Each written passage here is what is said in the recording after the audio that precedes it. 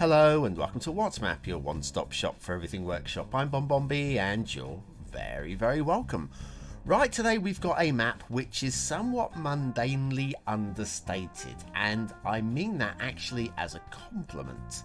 You see, this creator, we have done them once in the past in episode 1027, and on that occasion they got 11 stars, which is a solid score if not an outstanding one, and yet I gave that map the seal of approval, which is quite uncommon for 11 stars. Today's map is of the same kind of ilk. I think I actually like this creator's work. There's something about this creator that says to me, I like you. Is it possible that you can say that right now, please? That's right, saying I like you and supporting that with a click of the like button really does support the channel, gets me seen by more people, helps me grow a little bit more every single day. Thank you for your support. Today's map is flat, literally, by Rarefield Elm 6336. Got another one of theirs on the long list at the moment, so hopefully we'll see another one of theirs soon.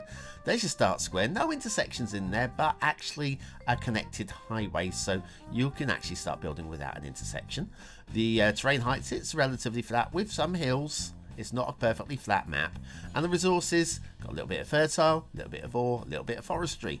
I would say that would work quite well too.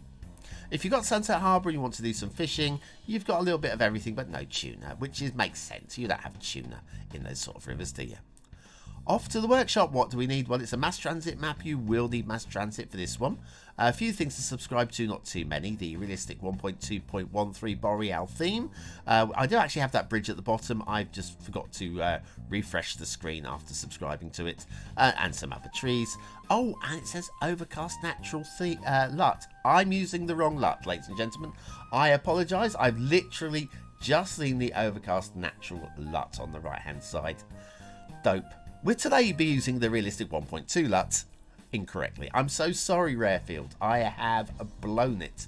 I don't have time to re-record now, so we'll just go with it. Just squint a little bit. It makes it look a little bit darker, a little bit gloomier if you squint a little bit. Intersection number 1 here, and they're all good, strong intersections.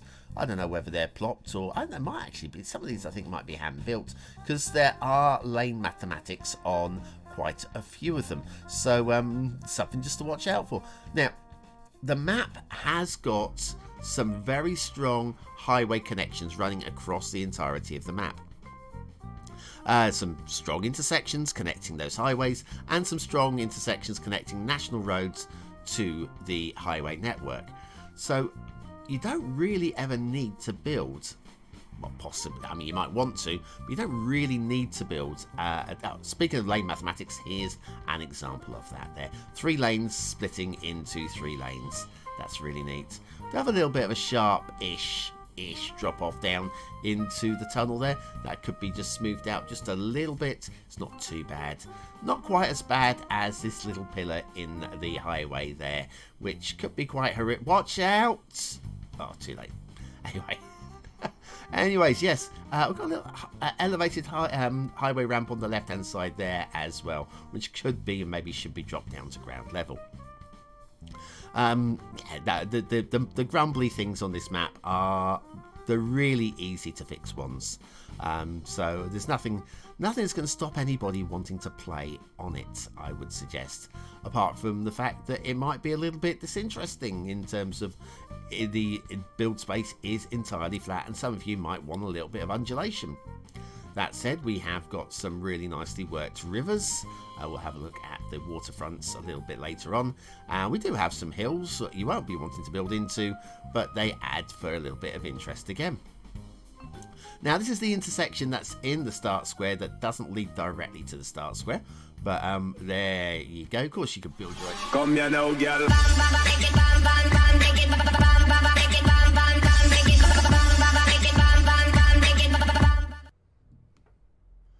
Hello. Where's my thing gone? I had it all set up and my thing's gone. Hi, I'm BonBonB. Oh, don't believe this. Hang on. Maybe we can get it to work using plan B. I don't have a plan B. This is ridiculous. It was here.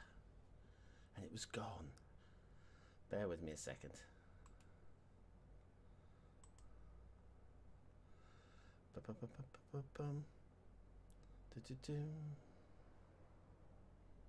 It's literally disappeared.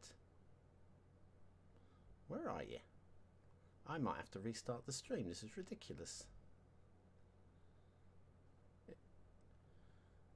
It's not even showing up. It's... I've tested this. I'm sorry, guys. I've tested this and tested this and tested this. Brand new setup. It's been working absolutely fine. And as soon as I start the stream, it's just disappeared. Oh, hello. It's there. I think. We're up. That's unbelievable. Right. Hi.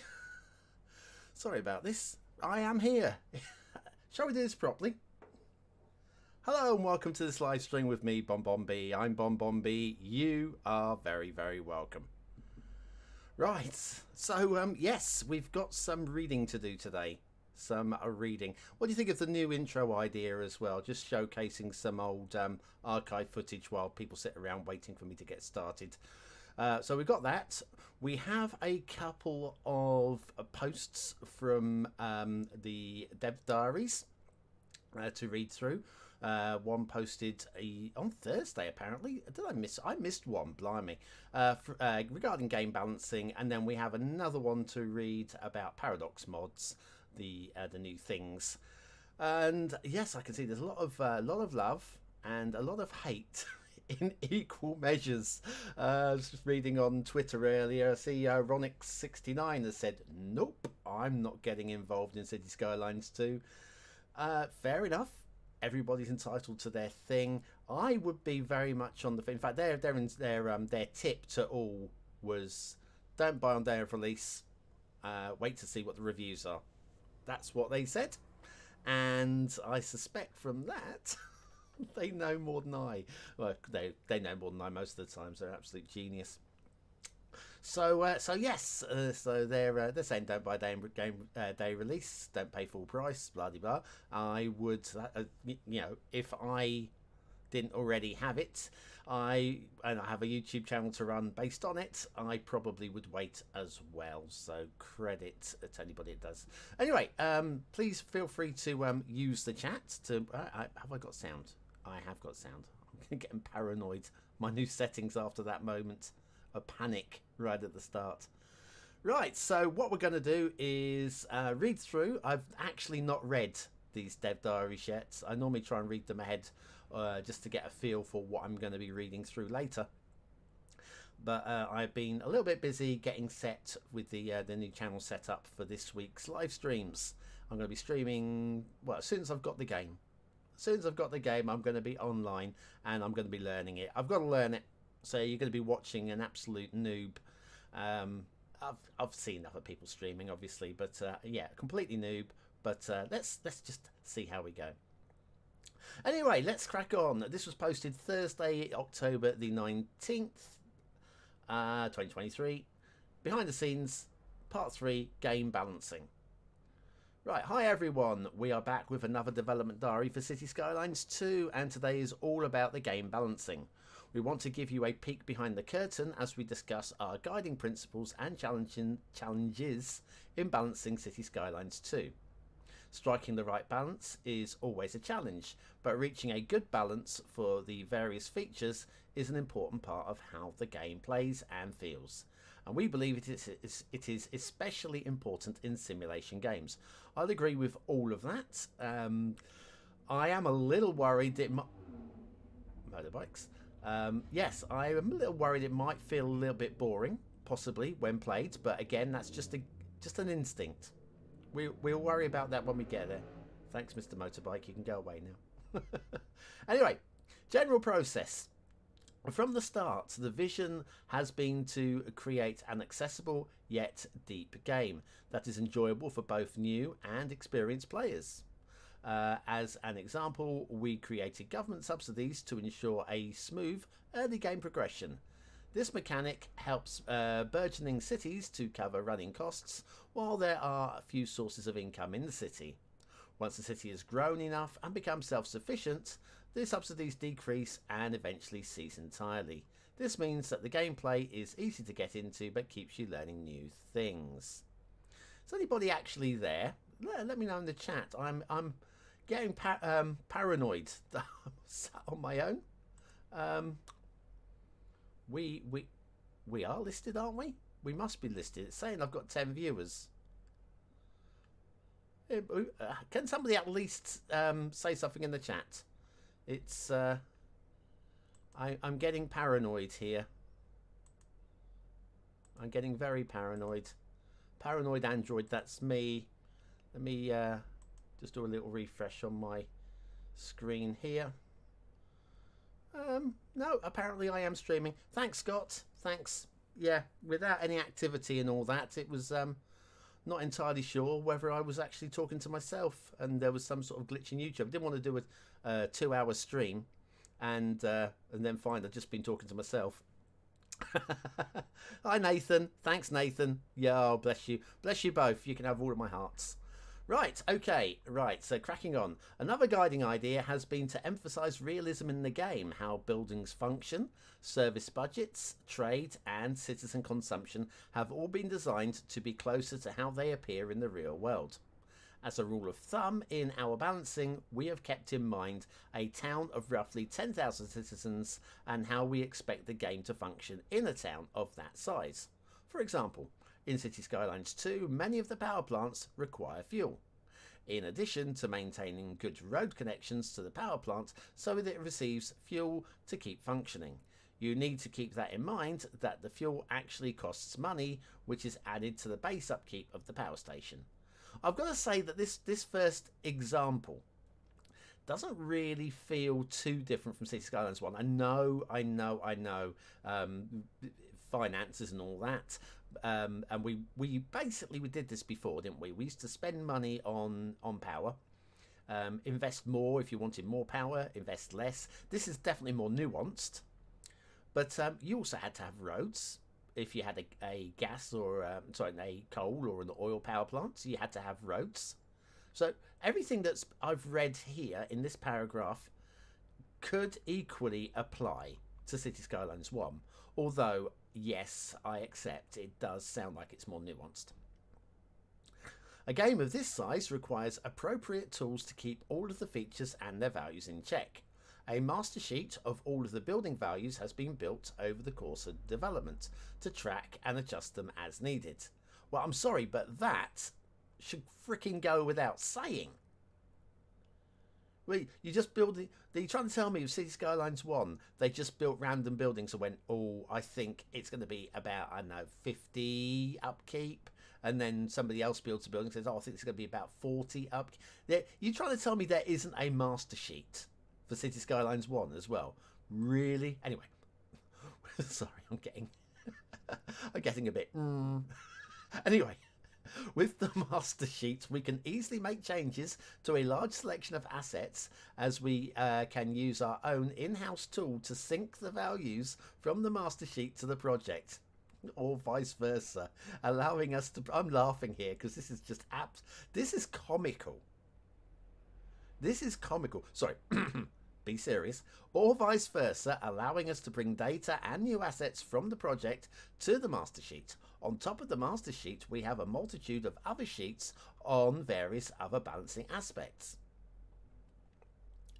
Well, again, I expect no less. I mean, I run a business and I go to this sort of level and I don't need to. I do it because I like to just have control. And if you're coding a game, which is a simulation, of course it's going to have master sheets. It's got a cross-reference. Oh, blimey. Stay calm, BonBon. Stay calm. Game progression. A completely new progression system was developed for Cities Skylines 2. Milestones are unlocked by earning experience points, XP.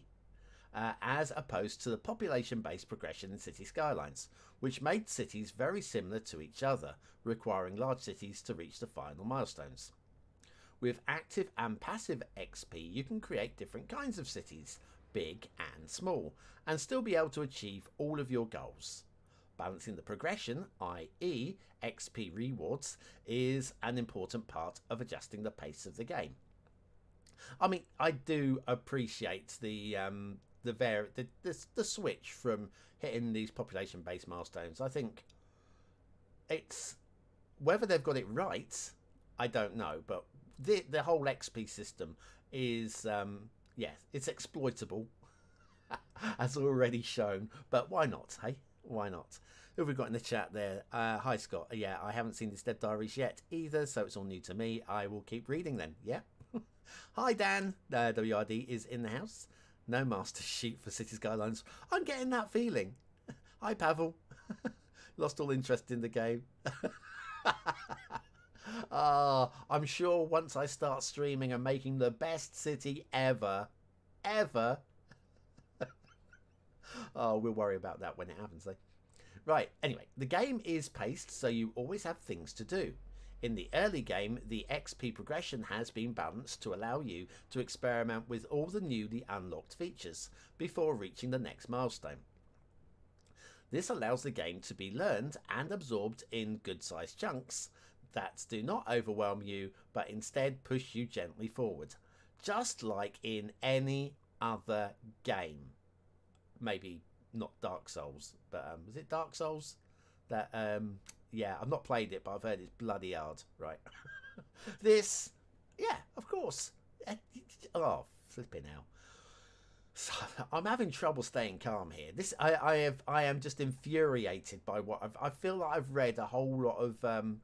Once upon a time, not so long ago, a little girl lived in a house made out of candy. It's like, oh, stop it, BonBonB. Balancing the XP rewards for building the city, placing buildings and constructing roads was a tricky challenge. Let me reread this because this sounds like it might be important. Balancing the XP rewards for building the city, placing buildings and constructing roads was a tricky challenge. Fair enough. Tricky challenge it would be. I give you that. The XP rewards should be meaningful enough but not rack up XP too quickly so that the milestones aren't reached in too quick succession. What, like that very first milestone players in the early access reached before even having a single population walk in the door. Yeah, that sort of balancing. Well done. As an example, the road building rewards XP for each segment, and if the amount is high, the road building alone can quickly fulfill the required amount to unlock the next milestone. Okay. Hi, is it? Oh, blimey. Is this German? German? Latore? Do you know what? I'm not even going to try. Well, I've already butchered your name in several different ways. I've probably just sworn in Filipino or something. I don't know. Hi. We'll carry on. So far, I'm bashing my head against the brick wall of Dev Diary. Right, adjusting the passive XP rewards. Passive XP, so that is happiness and population moving in, those sort of things. Adjusting the passive XP rewards was a new type of challenge for Cities Skylines II. The passive XP route to unlocking milestones is slower than actively expanding the city, but it also fits quite well with the idea of small towns progressing slower than large cities in real life. Earning passive XP still has to be rewarding, so it can be a viable option to consider, and thus balancing the passive rewards was crucial to get right. I mean, I see, because the passive rewards, the best I remember, it's citizen happiness, so thumbs up for that one, and also population size, people moving in. People moving in is basically what we had in the old milestones, population size. So yeah, it's been the old population size has been tempered down a little bit as far as I can see, and sort of like has been balanced with a little how happy are your populations. This is good. Was tricky, but the XP is exploitable. Sounds right to me. Absolutely right, Scott. Oh man, yeah, just oh, can I just get one little nitpick out of the way here? Another little nitpick, right? So I wasn't chosen for early access. That's fine. As I've said a million times before, it means I can be 100% independent. I can read this without fear and have it. Yeah. If I want to smurge this completely, I can.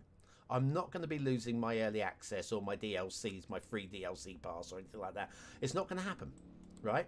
So I can be completely independent. So I don't mind that too much. Early access to play a very dodgy looking beta version of the game, I can live without that, right? But hi Anapu, good to have you here. But yes, but then, so we had at least 50 Cities Skylines YouTubers with early access. And then there were non-Cities Skylines YouTubers who were given early access. And I guess it's all about marketing. Classically, Potato McWhiskey, love Potato McWhiskey. He was up there on the crane. Absolutely love him. And of all the streams, I'm sorry to all my fellow Skylines YouTubers, his was the best one. But he's a true pro, right? And then sort of Spiffing Brit has uploaded one of his as well, and Spiffing Brit, of course, amazing. Of course, he's amazing. But again, he's not a Cities Skylines YouTuber. All these people, rather than me, I must have really upset somebody at Paradox HQ. When I say someone, I mean probably everyone. Right, okay, carrying on. While there are definitely ways to cheese the XP gains through just building buildings, as some buildings give more XP per construction cost, we have deliberately allowed that to keep the XP values in some sensible and understandable format. In our mind, it comes down to how you choose to play the game. So basically, if they're saying, yes, we know you can do stuff, right? And so stuff, if you want to spiff and Brit the game, you can spiff and Brit the game, right? Right, okay. Oh, we got a graph. It's one of these bendy line graphs, right? Milestone XP requirement. Not sure how clear this is on your screen, so I'm going to read it out. Milestone XP requirements here, and then this is like from 0, and then the bigger you get, right, the further you go, the steeper the line, right? XP requirements for milestones increase exponentially and set the pace of the game, right? So you can get through the early milestones pretty quickly, but then it might slow down a little bit, maybe. Right, you have to fear me. I do. I so fear. I'm afraid of elephants, especially if one stood right behind me and I didn't know it. Well, they know and feel it is okay. Yes. Well, that is the thing, right? And I'm going to say the thing. The thing is, of course, that we've got so many people that will say modding is cheating. Well, it's just a different way of playing the game. So, knowing it's exploitable they know that. Yeah, do you want to play the game hard? Do you want to play the game without cheating? Do you want to play the game strategically? You can play the game how you want. That said, yeah, exploits are exploits, aren't they? We all fear me, I know. Or we all fear Anapu, of course. Right, bear with me at just one shake of a tickle of a lamb's tail. What have we got going on there? That's all still fine. And I'm back. Oh, does anybody want to see a new graphic? I have a new graphic, apparently. Bear with me a second while I just make sure that I have the graphic. So yes, look at your top left-hand corner of your screen right now. In fact, I've got a couple of new graphics. I'll just do I'll do one now. I'll do another one in a little while.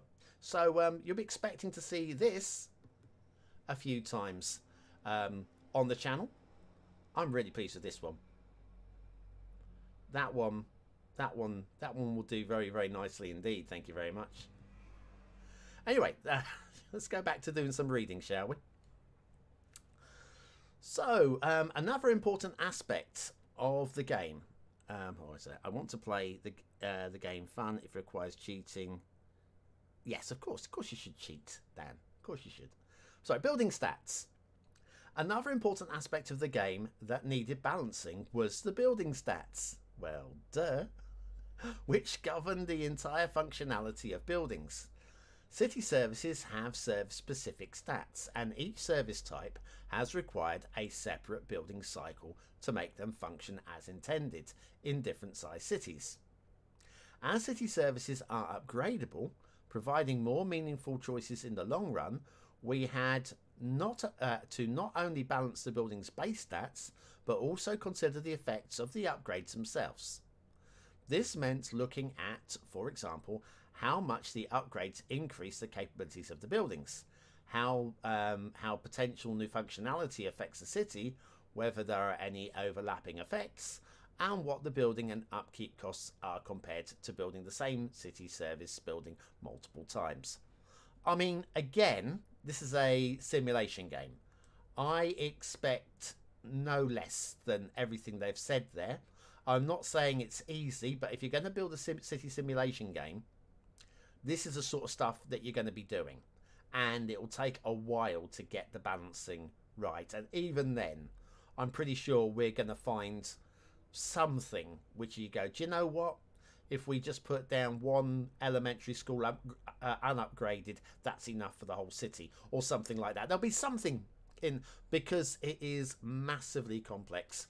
I would say, while I've been snorting at some of the early stuff, this is stating what they've been doing, and that's fair enough. Zone buildings and signature buildings fall into different categories depending on their zone type. Each zone type has balancing values that govern the entire zone type automatically. These include multipliers, such as the size of the building lot, and the number of floors and apartments for residential buildings. This is one I do like. I just love the multiple apartments in residential buildings. Really looking forward to exploring this a lot more deeply.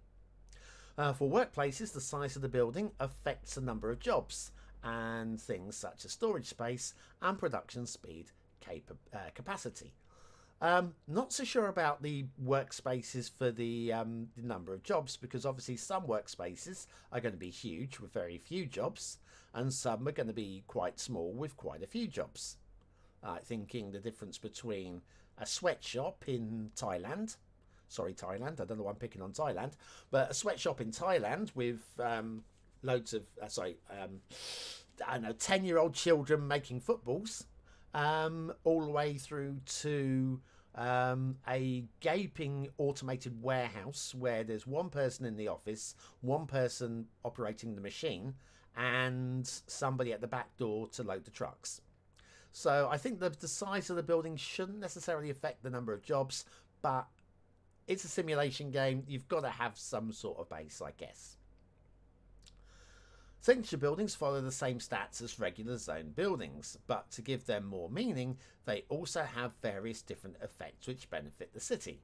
Some of these effects can give a local boost, and some can even have a citywide effect. To balance the effects, the unlocking requirements have been put there. Shouldn't drink this early in the evening. To balance the effects, the unlocking requirements have been put so that it feels like a meaningful building to achieve. I applaud that. Hang on. I've got a there we go. I applaud that. Don't tell me my sound's not working. Look, I spent hours setting this up today. Oh, it is working. My headphones were turned down. Oh man, isn't the world a funny place? Right, so yes, the signature buildings. The one thing about signature buildings that's been worrying me a little bit is that, are they just unique buildings that you're not going to want to place? If they're going to have these special, well, I know that I know they're going to have these effects, but be interesting to see what they do and whether or not we're going to have to be strategic in where we put them. Right, onwards and upwards. The example case, elementary school. Ooh, I do like a spreadsheet. Right. The elementary school has a short service coverage range and a small capacity, which controls how far the well-being bonus for families reaches. Shown in the game as the green colour on the road network, when the education info view is open, families with children receive a small boost to their well-being when live in the green area. Excellent! I've been waiting for one of these. Let's read this one together out loud. Families with children receive a small boost to their well-being when live in the green area. Yeah, might be a missing word there. Good proofreading though. The well-being bonus gives families a reason to relocate closer to elementary schools, and this simulates the idea of families wanting to live close to schools in real life. The reason for the short service coverage range and the small capacity is we wanted to simulate the idea of each district of the city having its own elementary schools. That's nice. See, they put some thought into it. Well done, you guys. Right, okay, so we've got ourselves another one of these bejangles, haven't we? Elementary school. So we've got oh blimey. Okay. So we've got a read-only columns here, right?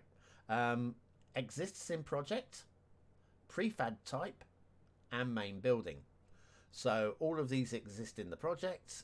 We've got elementary school with the wings, high schools with the extension, the library and the sports field, college with the extension, the library, the university with the extension, the park and the library. Prefab types, so we've got the building prefabs, the extension prefabs. So this is the this is all of the information that this is the spreadsheets that they said earlier in the dev diary that they were using, right? Main buildings, yeah, this is the names of the buildings. Lovely. Elementary school 1, which means great, we can have multiple elementary schools. Can't wait for that. Bring on the not workshop. Node step, that's just got to be a marker for the change, isn't it, for the system to read, just because it's the elementary schools to there, or is it? I'm not sure, because this is also number 1. I don't know that one so much. The upkeep price for each one, we've got the electricity consumption here as well. We've got the water consumption and we've got the garbage accumulation. So what's that with 0? The high school sports field apparently doesn't generate any garbage or require watering. Now, I don't know about you, but I know that grass fields anyway require watering. I quite often have an extensive sprinkler system. Mind you, this is the high school sports field, so yeah, hang on. Have we got the college and the university don't seem to have a sports field. So yeah, I can kind of get, but I'm in high school. The kids are going to drop a little bit of litter here and there, aren't they? They probably will. Anyway, so the master sheet provides a quick overview of our education buildings and allows us to easily make changes and apply them to the game. Right, so I think I need a job at Colossal Order. I could do this. I could do this. Oh, you could see my WhatsApp spreadsheets. I mean, seriously, I've got so much data on there. Anyway, I'm moving on. Let's have a little look at the chat. Oh, nothing new in the chat. So I'm guessing we're still live. I hope I'm still live. Right, so the electricity production, the last example of balancing we will look at today is electricity. The electricity production in Cities Skylines II has been one of the most interesting and multifaceted things to balance in the game. In addition to the basic values for city service building and upkeep cost, we had to think about how the availability of fuel and its price affects the functionality of the power plant and the upkeep cost. Still live, thanks Dan. Yes, this time the fuel used to keep the power plant running is part of its running cost. Good. We have also had to consider the building's electricity output and the fuel storage capacity, as well as its pollution footprint. Well, good. Good. I mean, this is, again, we've got a whole brand new game. This is the very least. Okay? The very least. I wouldn't want to make a big thing of this, but all of that is the very least that I would expect. One of the prevailing questions has been how to balance power plants that differ from each other quite a lot. As an example, we have the wind turbine, which produces entirely clean energy.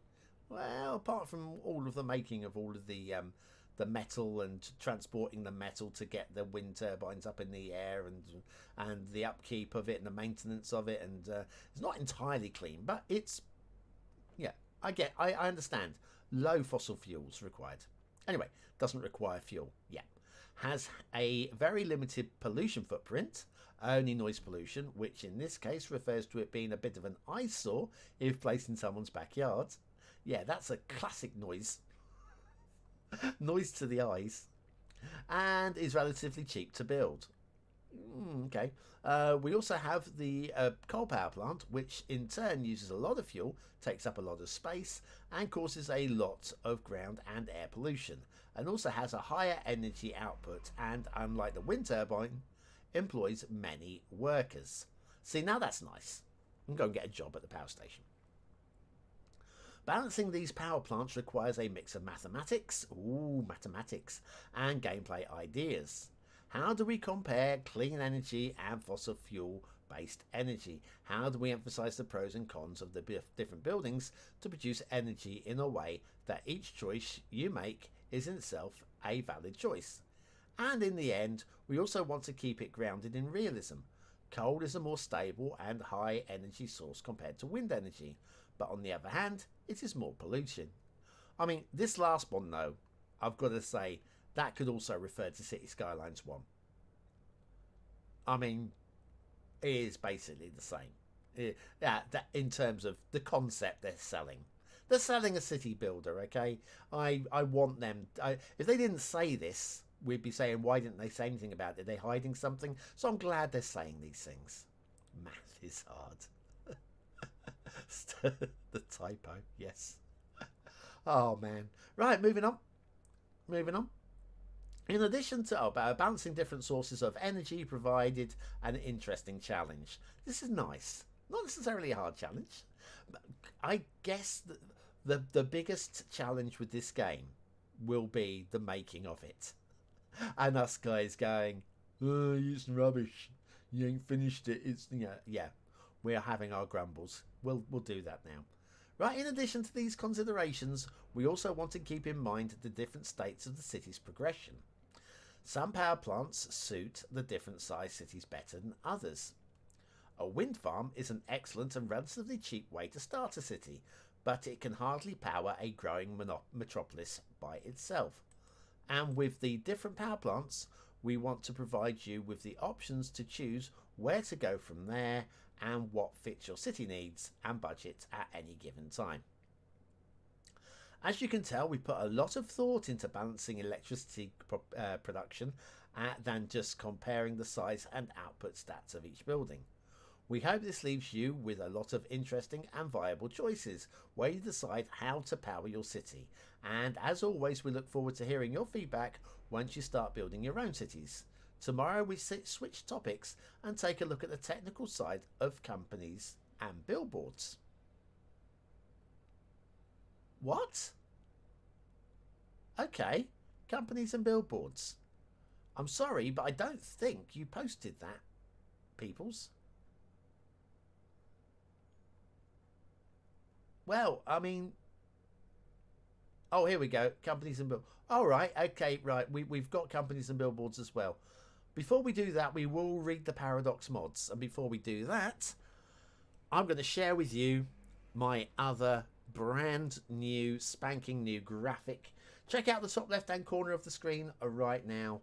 I'm going to be using this one a lot as well. I don't know whether... I think I preferred the first one, but I still love this one. So here we go. It's arty. It's totally arty. I've been busy this last couple of weeks. And, yeah, there we go. How's about that then? All good? Yeah, I'm glad you like it. Of course, we still have the beating heart of the BonBon logo as well, if ever I wanted to use that one. All these things at the touch of a button. Right, okay. We had the same choices of how to power cities in CS1. We did have the same choices, but I'm guessing they're saying they're it's a bit, again, the nuances are higher on in Cities Skylines 2. Everything's a little bit more nuanced, and so again, as I've got to get, I've got to get I recorded. I'm digressing slightly here. I recorded a special. It's 2 hours of recording, which I have scrapped. Something which is City Skylines related, but not quite City Skylines. But it is, let's put it this way, it's more City Skylines related than anything else. So I can't possibly say, it's not like, oh, I've gone and watched the traffic in my neighbourhood. But that's City Skylines related. No, it is only relatable to City Skylines, but it's not actually City Skylines. All sirens to the BonBon Bingo players. Here it comes. What have we got? Oh, that was a plain police car. An unmarked police car. Scary. Right, so yes, and I spent a lot of time balancing that particular project. I don't want to go into too much details on it, but yes, we're gonna sit down and re-record that. Me, 3 other collaborators are going to be re-recording that at some point. Yeah, it was an experience, but it wasn't quite ready. It was kind of like beta City Skylines 2. It should never have been shown, and I haven't shown it, right? But we will go ahead and we'll try again with the alpha version of my my thing. I have a thing. We'll get to that. I'm going to show you my thing later, people. Don't blush. Right, okay, let's crack on. Introduction to Paradox mods. Right, I didn't realise that we've got a third thing. Excellent. Introduction to Paradox mods. Dear Mayors, the announcement that Cities Skylines 2 will be using Paradox mods for mods distribution has sparked a lot of discussions. No shit, Sherlock. And we are happy to see that you share the same passion for mods that we do. Yes, we do. In fact, probably more so. We understand that this change brings about questions.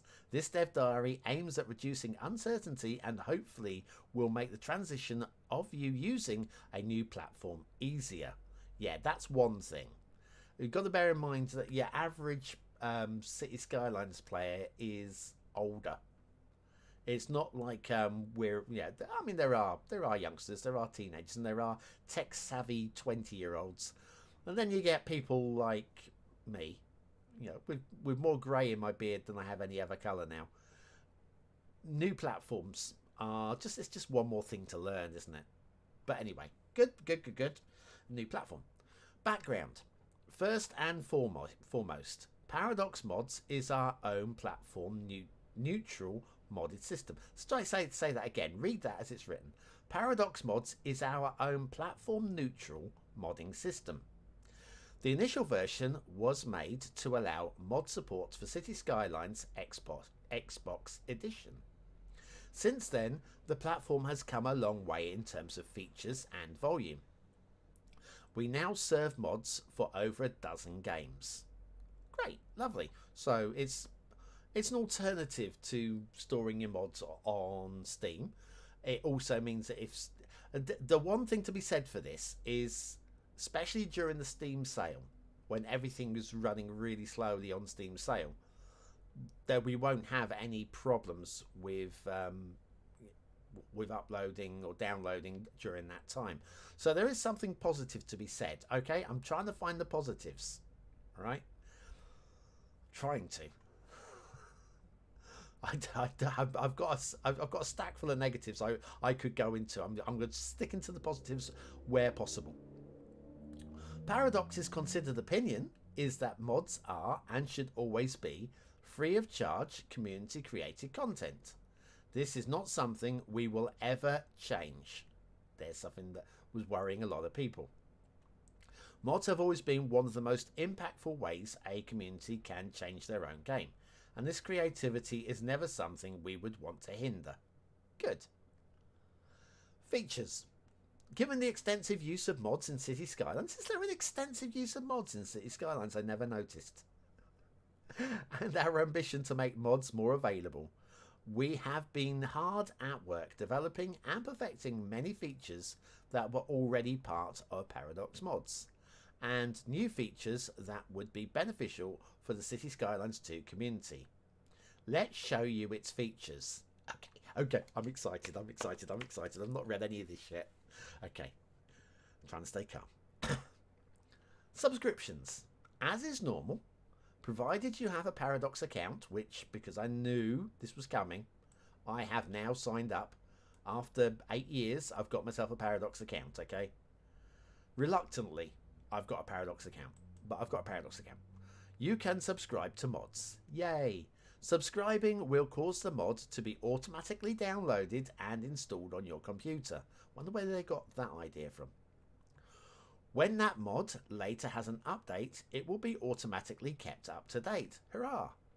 Subscriptions are portable across platforms: Steam, Windows Store, PlayStation, Xbox, etc. Meaning that you can play with the same configuration of mods on any platform that you own the game on. Be aware that code mods may not be possible to enable on consoles, however. So, what we're saying with this would be things like Move It, Traffic Manager, Intersection Marking Tool won't work on consoles. But buildings, networking, roads, all those sort of shenanigans, those will. So that is gonna, for the asseteers, as I call them, out there, they are going to have a much bigger market now. When I say market, I mean people that can subscribe to them. Okay, right. Oh, blimey. This is an example of what a mod information view would look like in-game. In-game? This is actually in the game. Oh, it is in the game, isn't it? Because look in the background. Okay. Add to active playsets. More about this mod. So there's a link to that.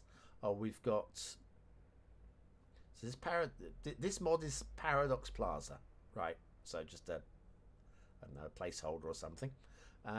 By Paradox, can't quite read that. No subscribers. It's 169.1 kilobytes. And anyway, so that's your basic detail there. We can rate it between, and this is the thing with maps as well, be able to rate them between 1 and 5. I wonder where they got a 5-star rating idea for maps and mods. Should sue them. Okay, then you have the description, which with my fluent, I'm guessing this is Finnish. I'm not going to be able to read it. And then there's a chance to submit a report if we think it violates the terms and conditions. Okay, discussions. In order to facilitate the conversations and discussions between users and creators, mods can be connected to forum topics. This means that all of the features available on the Paradox forums can be used while discussing mods. Pins, topics, future planned features, and different active conversations can all be delegated their own thread. Alright, I've not played about on the Paradox forum, so that is all gibberish to me. Hopefully it will be really easy to pick up. Come on, it can't be that hard, can it? It can't be that hard. Who have we got there? The Aeneas Coots. Hi, sorry for butchering your name there, but I gave it a go, okay? How's South Africa? Oh, hang on, South Africa. Not talking to South Africans at the moment. You ditched us out of not 1 but 2 World Cups in a week. Cricket and rugby union, if you're from anywhere else in the world. Yes, the South Africans, especially the rugby union, where we were winning for 95% of the game. Don't like it. Anyway. At least we can beat you at soccer. Probably. Right, game support. Since a mod may have been made to support a very specific version or versions of the game, Paradox Mods gives the mod creator the option to tell players what version of the game the mod is intended to work with. Naturally, Paradox Mods won't prevent you from playing with incompatible mods, but it will tell you when you're about to try. So at least that's tied in a little bit with Skive. A little bit with Skive. Hi Chris. Hi Chris. Glad to have you along. So at least this is all now tying in with Skive. But yes, you will need mass transit to play that. Is definitely going to be a phrase I expect to be saying a lot. Or only it won't be mass transit. What they have to come up with a whole bunch of names for their DLCs, aren't they? Okay, right. I hope you will. Yes, it's all good. It's all good. Thanks. Yeah, South Africa. What a proud country. Beautiful. Right, versioning. Since many of our games go through quite significant changes, again, no shit, Sherlock, with most big DLC releases and or free updates, and some users like playing old game versions, Paradox Mods also supports downloading older versions of a mod. Oh wow. Oh wow.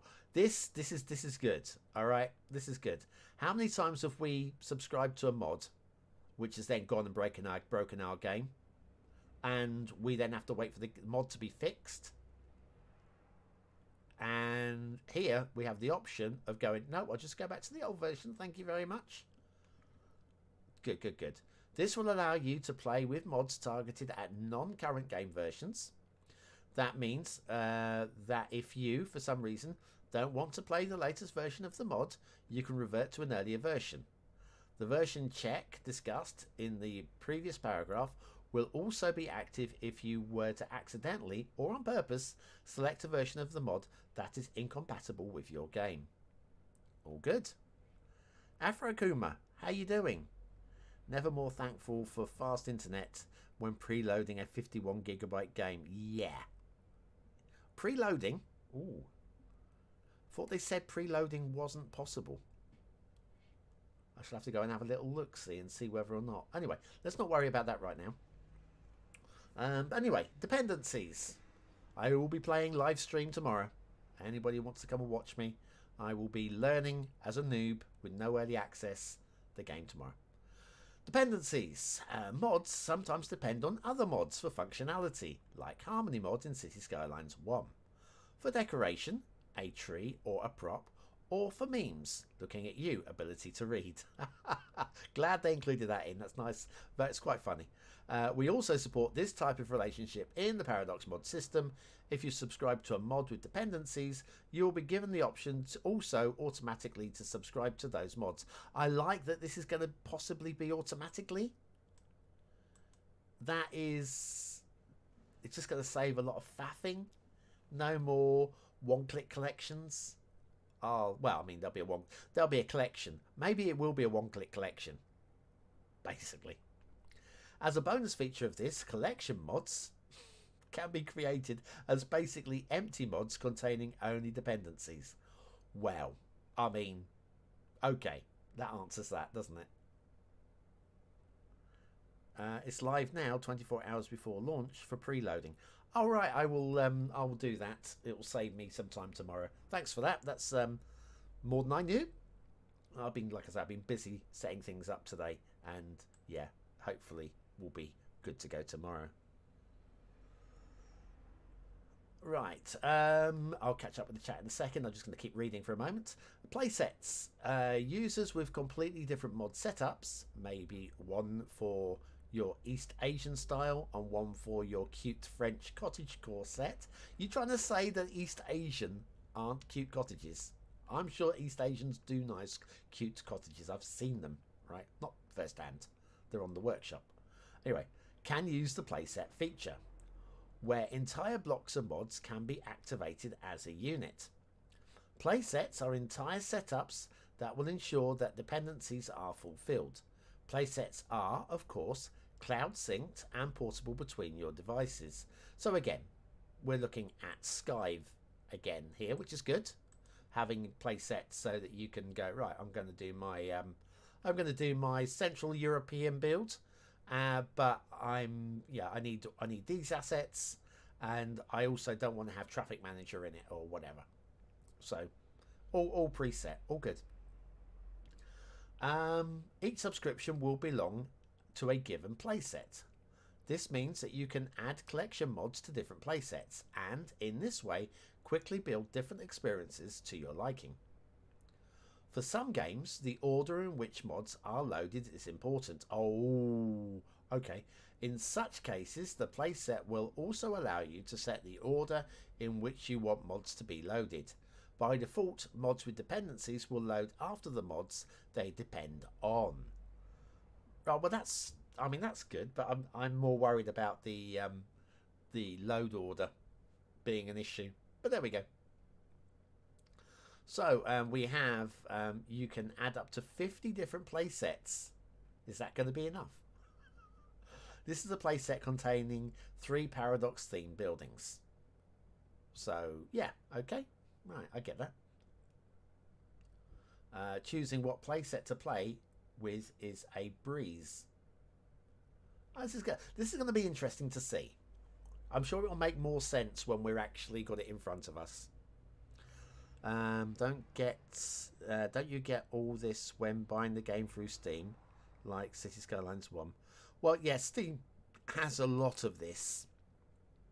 And the advantage and disadvantage of Steam is it's independent. That's both a plus and a minus in my eyes. And if this is going to be as smooth as it looks like it's going to be, because that sometimes you had mod configurations that would, when you had multiple mods loaded up, some of them would not work well with others. It would break your game. Hopefully this new system is going to alleviate a lot of that stress. Yeah, oh right, that's right, Random, that's right, you jump in, you steal my copy, you steal my download, mate. Hi Shakes. Chris, I'm currently looking forward to Paradox mods. You're actually looking forward to Paradox mods. The Steam Workshop sticks when it comes to search. Oh yes, managing lists. Yeah, let's face it, the only reason why this channel exists is because the Steam Workshop stinks when it comes to searching and managing lists. That's the only reason why this channel lives. And it's going to be very interesting to see how I can evolve with Cities Skylines 2. I will have to evolve. Right, okay, tags. In order to make searching mods easier, up to 10 tags may be attached to a mod. The game team will define these. Hang on. The game team will define these. An initial set will be made for the launch of the game, and more may be added later on. Search results can be filtered on which tags you want the mod to have. Some examples would be to filter on high-rise, modern, office, or maybe collection, French or cottage. You can then apply sort orders such as most recent or highest rated. That's all good for me because I can continue doing the chart show.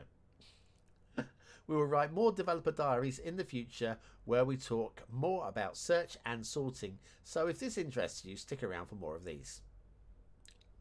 Mods in Cities Skylines 2. Our intent with the mod solution is to make mods easily available on all platforms that the game is launching on. For that purpose, we have constructed an in-game interface for mods browsing, subscription, and management.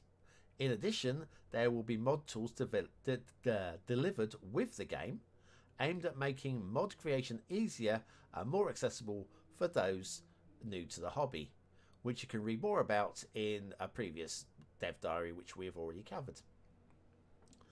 You'll also be able to check out the most recent Paradox Mods additions from your browser so that you can modify your playsets and feed your mod addiction on the go. Good. Oh, we're nearly done. We're nearly done with part 2 of 3. The web interface is made for the modder on the go. Wow. I feel so sold. Okay. We believe that modding is a crucial part of the game experience and will be an important factor in determining the success of the game on PC, as well as on consoles. Naturally, console players may face some limitations that PC players do not, primarily regarding available disk space and the use of code mods. But we will do our best to accommodate as broad an audience as possible. We are not done yet, and we probably never will be. Oh, I think you will be. I think you will be. Another 8 years down the line, you will definitely be done. The Paradox Mods platform is under continuous development and will remain so. Oh, of course, we're talking about the Mods platform. I take it back. When Paradox liquidates, you will be. We are currently working on more features that focus on efficiency and convenience, and of course a whole bunch of other stuff that we are not ready to share. Boo. A couple of examples of this. Oh, hang on. They're not ready to share, but here we are. Here's a couple of examples of this. Are differential updates, where only part of the mod that actually changes downloaded and installed, and granular search, where we enable weighted search results aimed to deliver more precise and relevant mods. I'm going to be out of work. We hope you'll share any feedback with us so we can make this platform of your dreams, not your nightmares. Right, okay, so that's 2 down. That's 2 down, and it'll be 1 to go.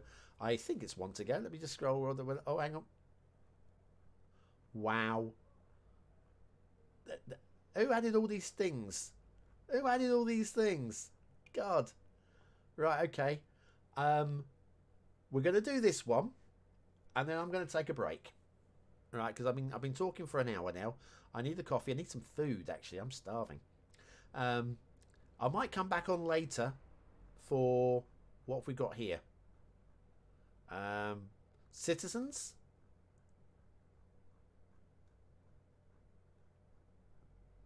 Behind the scenes tutorials and advisor. Right, okay. Oh, and look, preload map now. It says at the top here. Excellent.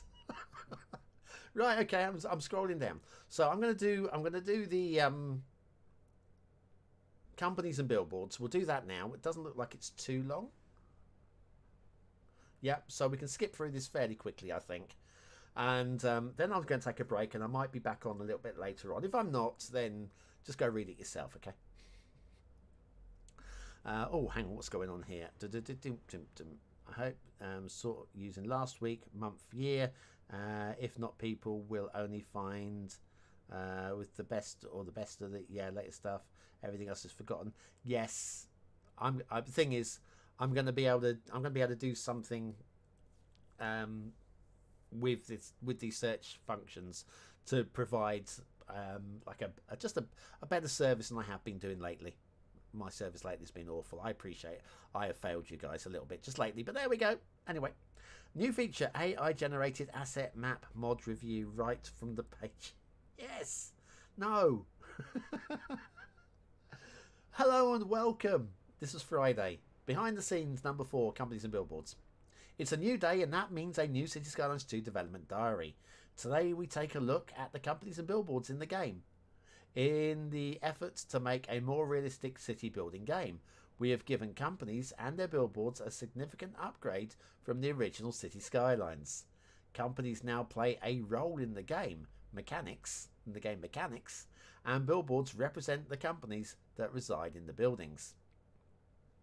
Cities Skylines 2 introduces companies as a working entity. They will move into the city if there is enough demand and influence the availability of jobs and the type of educator needed. Companies contribute to city wealth and can export goods from outside the city. These features can greatly influence how you build public transportation within the city and outside connections to neighbouring cities. The types of industries that are in the city also impact the types of companies that move in. Industry types will attract companies that can utilise the materials from those industries. So let's dive right in and start looking at the different ways this shows up in the gameplay finally. Right, got through that gibberish. Let's read some new gibberish. Billboards have a function and a meaning beyond being static advertisements on buildings. Ooh. After a location has been zoned, companies that operate in that zone type can start to move in. When a company moves into a building, it will display its logo on the billboard. The amount, size and style of billboards on a building varies, and it's not the same each time the building appears in the game. For the company to stay in the location, it will need utilities, materials and workers, whilst also being profitable. Access to the location plays a big part in this, as does the level of education in the city. Cargo routes can be a great help in keeping companies in business. You can learn more about this in the previous development diary, economy and production. The company that moves into the building will have its logo on the billboard. And it's got a line. I don't know if this... Oh, I think this orange line is highlighting. I think this has been done in post-production. I don't think that's actually in-game. I think that is just to showcase the logo. I do like this bit here, though. Let me find it. Where we can't display the amount, size. There we go.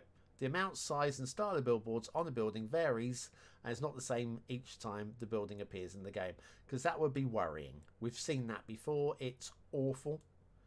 Anybody love the billboards on the 1x1 farms in Cities Skylines 1? No, me neither.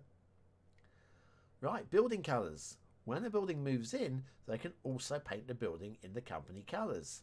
Different buildings may take on more colour from the logo than others. The colour can show up as a highlight colour in the buildings in the details of the building, or as the main wall colour. Some buildings can have more than one colour from the logo in different elements. That's a nice touch. I like that idea. Whether it's going to work, don't know, but let's give them credit, okay? That is a nice idea. That's a nice little touch there. Well done. Of course, we're going to want lots. Oh, blimey, can you imagine? In the editor, making billboards and assigning its colours, primary and secondary colours? Okay. Thinking ahead here. Company chirps. Chirps inform you about what's happening in the city. Citizens chirp about their lives and service providers about how the services are working. Companies also chirp about moving in. So I'm just thinking about Inu, our godfather of crime. Opening new locations, open positions and more. They can be found in the chirper along with other chirps. Companies show an icon of their logo next to their name, and the street address of their location is often in the chirp. So yes, chirps. Of course. Selecting the street address highlighted focuses directly on the company. So hot linked. All good. Company production chain. Companies are part of the production chain, and one company can own and operate a production chain from harvesting and storing raw materials to producing and selling a final product to customers. Each company has a zone type where they can operate and the material they produce or sell. This doesn't bother me so much. Oh, hang on. What happened? Hang on. Did I...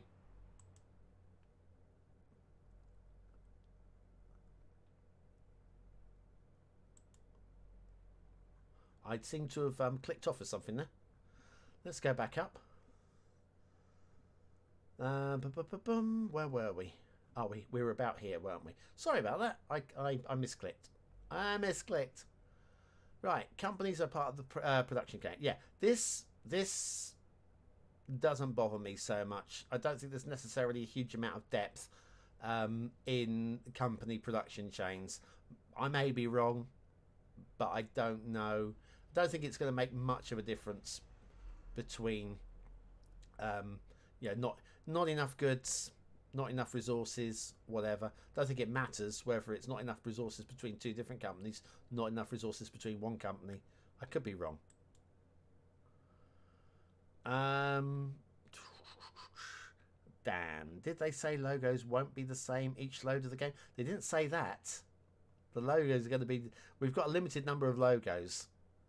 Hopefully there are hundreds upon hundreds of them. I don't know if there's going to be hundreds upon hundreds of them. But I'm hoping there's quite a few. Anyway, wonder if you can keep deleting every company until every industrial commercial building is owned just by one big mega corporation. Oh my god, yes. I'm going to have to do that. Spiffing Brit. That'll be me. Where were we? Right, billboards. Before a company has moved into a building, the billboards will advertise space for that location. These were designed to make it easier to spot where there are still empty buildings without a company. Does that mean that so if we've got this building here and this company goes out of business, does it stay orange? Or do the what we call it, realtors or estate agents or whatever term you have in your own area, do they paint it all blue and white? Interesting. But anyway, so yes, we've got empty units and colour. Oh, ouch. Okay, colour variety. Creating a large amount of logos in a variety of styles to make sure no one colour dominates the billboard landscape proved an interesting puzzle to solve. Our approach was to make a chart with background colours in columns and build a logo on top.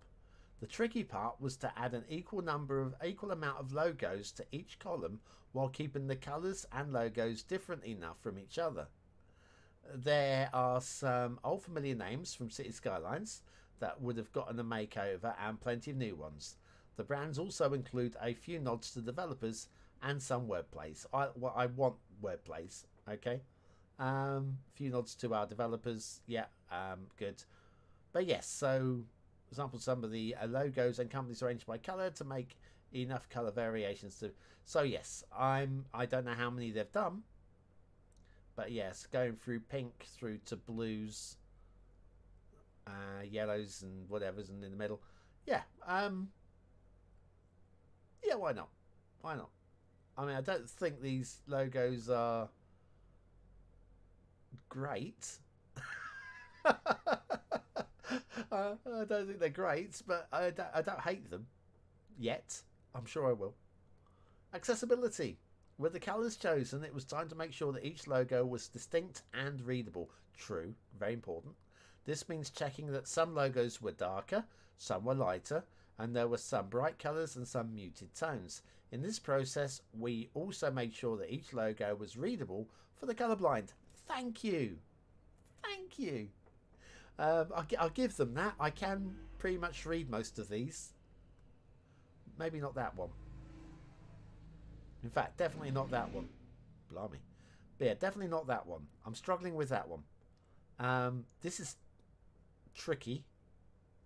And that could use a little bit more contrast. But yeah. Mostly they're pretty readable. Thank you.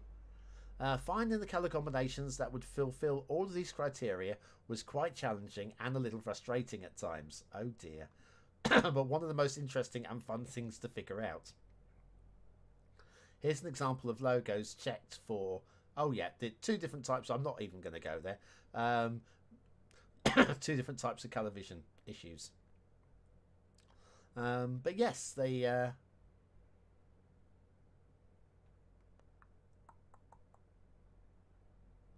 Okay. I'm just checking them out myself, just trying to work my eyes over them.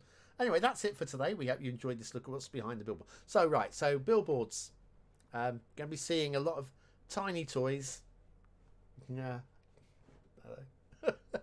I don't know. Could be fun. You can't read that one either. Well, I'm glad it's not just me then, but yes. Excuse me. Right, so what I'm going to do is I need to stop, eat and drink. I will probably be on a little bit later on where we'll read, probably won't take too long to read the ad, but we'll catch up with all of these. And in the meanwhile, I think I'll start preloading Cities Skylines 2 because it's available for preload right now. Go get it, guys. Okay. Anyway, I think that's it. What was the general feedback on my 2 new graphics for my logo? For those of you that didn't see, I have 2 new animated graphics.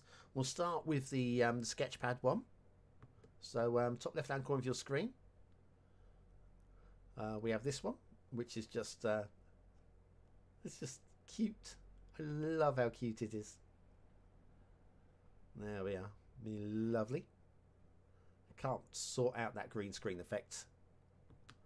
And the other one, this one's just so slick. I love this one, and that is a combination of my logo and the Cities Skylines II logo coming together like a jigsaw.